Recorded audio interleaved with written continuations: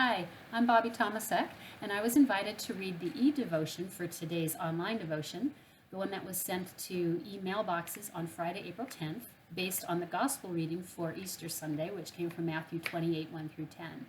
E-devotions is a ministry that has been going on for upwards of 15 years, I would say, by now, and is currently written by 4 people: myself, Nancy Wabshaw, Pastor Dan, and Pastor Kristen. We share in the responsibility of writing these e-devotions, which go out every Friday with the help of Carol Becker and Kevin Wright.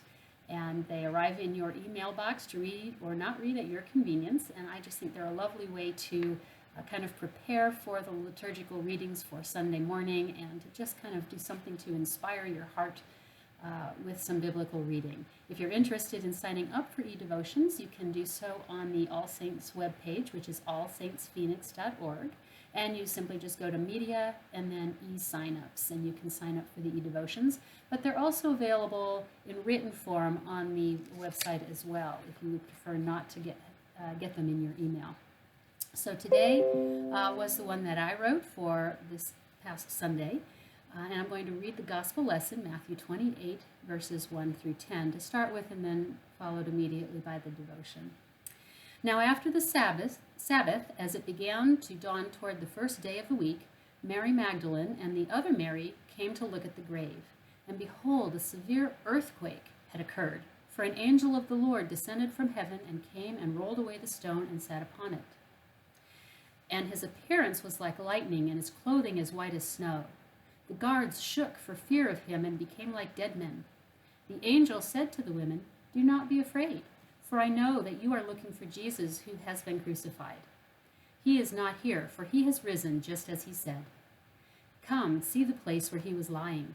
Go quickly and tell his disciples that he has risen from the dead, and behold, he is going ahead of you into Galilee. There you will see him. Behold, I have told you." And they left the tomb quickly with fear and great joy, and ran to report it to his disciples. And behold, Jesus met them and greeted them. And they came up and took hold of his feet and worshipped him. Then Jesus said to them, "Do not be afraid. Go and take word to my brethren to leave for Galilee, and there they will see me." The Gospel of the Lord. Our Gospel reading opens with the sentence, "As it began to dawn toward the first day of the week." The Sabbath had ended, and it was time to get about the work that had been left unfinished just a couple days ago. Without fussing too much about which day is the first day of the week, but instead recognizing that the Jewish Sabbath ended on Saturday, making the day they could resume work a Sunday, let me ask, have you ever said, "I hate Mondays"? Have you ever grumbled, "It's a Monday," with the meaning that you would rather it was any other day but a Monday? Have you sighed in relief? Thank God it's Friday. Let's be honest. Few people say, "Thank God it's Monday." By the time Mary Magdalene and the other Mary get to verse 6, they may have been thinking, "Great, this week is off to a great start. This is going to be one of those days." Let's read that again to be sure and get the right sarcastic tone. Great, this week is off to a great start. This is going to be one of those weeks.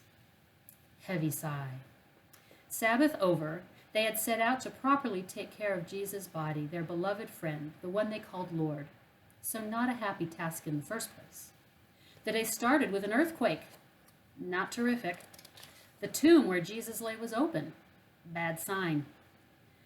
There was a terrifying figure with the appearance of lightning sitting on the stone, with the mighty Roman soldiers shaking in fear nearby. None of this could possibly be good. This lightning angel began his message with, "Do not be afraid."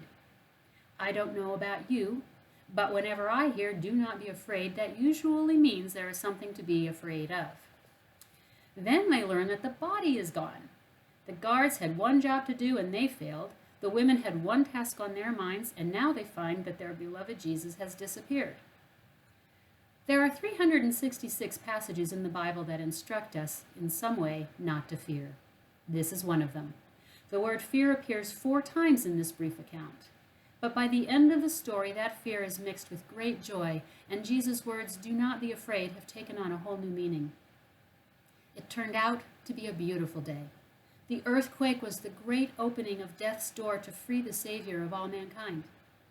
The lightning-clad angels shone bright with heavenly light as he announced Jesus' victory over sin and death. The guards who shook in fear were unable to stop this miraculous good news from beginning, and to this day they are unable to stop it from spreading, though they may try. And when Jesus said, "Do not be afraid," he was speaking of the important task that we are called to do following Jesus' death. We are called to spread that good news. Just as the women were told, "Do not be afraid, take word to my brethren, they shall see me," so we are told, "Do not be afraid, take word to all the world, Jesus lives." What a beautiful beginning. This weekend we remembered and celebrated that first Easter morn, a new day, a new week. Let every day be Easter, a day when we have nothing to fear, for Jesus conquered death. Do not be afraid. Jesus lives. Go and tell.